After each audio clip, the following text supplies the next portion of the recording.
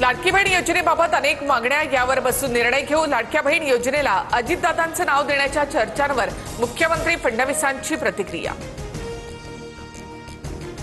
विलीनीकरण करायचं की नाही हा आमच्या पक्षाचा निर्णय, आम्हाला कधीही भाजपाकडून हस्तक्षेप झाल्याचं वाटलं नाही। तटकरेंची स्पष्टोक्ती तर पवारांच्या भूमिकेवर बोलण्याचा विषयच नाही असंही वक्तव्य।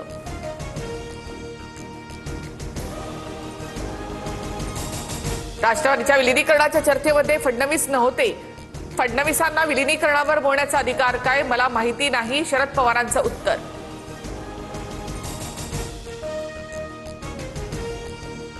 दादांचा पक्ष हा पटेलांचा नाही, पटेल आणि तटकरेंचे दोन्ही पाय भाजपत। राऊतांची टीका तर पटेलांनी राज्याला पटेल असं करावं। प्रफुल्ल पटेलांच्या राज ठाकरेंवरच्या टीकेवरून राऊतांचा टोला। राऊत सातत्यानं वेगळ्या भूमिका घेतात, राऊतांचं डोकं तरी त्यांच्या पक्षात आहे का असा प्रश्न पडतो। पटेलांवरील टीकेनंतर नवनाथ बन यांचं राऊतांना उत्तर। सुनेत्रा पवार उपमुख्यमंत्री झाल्याचा आनंदच, मला शपथविधी सोहळ्यावर भाष्य करायचं नाही, पवारांचं वक्तव्य। विद्या प्रतिष्ठानच्या आवारात अजित पवारांचं स्मारक होणार। शरद पवारांसोबतच्या बैठकीनंतर जय पवारांकडून विद्या प्रतिष्ठानच्या मैदानाची पाहणी। विमान अपघात होण्याआधी सकाळी 8:37 अजितदादांचा शेवटचा कॉल। कार्यकर्ते श्रीजित पवारांनी अपघातापूर्वीची फोनवरील ऑडिओ क्लिप ऐकवली। सर्व जाती धर्मांना सोबत घेण्याची दादांची भूमिका।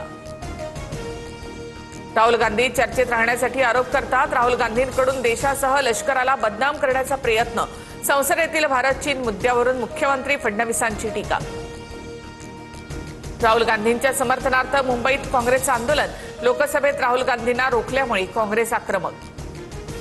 दिल्लीमध्ये लोकसभा अध्यक्षांच्या कार्यालयामध्ये भाजप काँग्रेस खासदारांमध्ये बाचाबाची। राहुल गांधींना बोलू दिलं जात नाही, मग दुबेंना संधी का दिली जाते, काँग्रेस खासदारांकडून सवाल उपस्थित। पश्चिम बंगालला टार्गेट केलं जातंय। एसआयआर प्रक्रियेवरून ममता बॅनर्जी आक्रमक।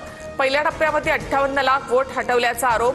बॅनर्जींच्या युक्तिवादानंतर सुप्रीम कोर्टाची निवडणूक आयोगाला नोटीस। 9 फेब्रुवारीला पुढील सुनावणी होणार। नाशिकमध्ये गिरीश महाजनांच्या विरोधात जनआक्रोश मोर्चा। प्रजासत्ताक दिनाच्या प्रकरणावरून विविध संघटना आक्रमक। महाजनांच्या विरोधात जोरदार घोषणाबाजी। आमच्यासारखे 242 आमदार आहेत आणि म्हणून मुख्यमंत्री आहेत।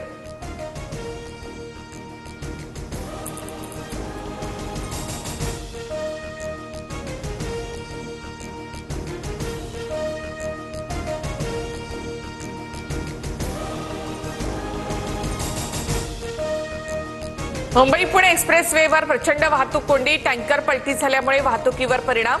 25 किलोमीटरपर्यंत लांब रांगा, तर एका लेनवरील वाहतूक संथ गतीने सुरू। 22 तासांपेक्षा जास्त काळ वाहतूक कोंडीचा प्रवाशांना मनस्ताप। अनेक ट्रक चालकांनी द्रुतगती मार्गावरच जेवणाची व्यवस्था केली।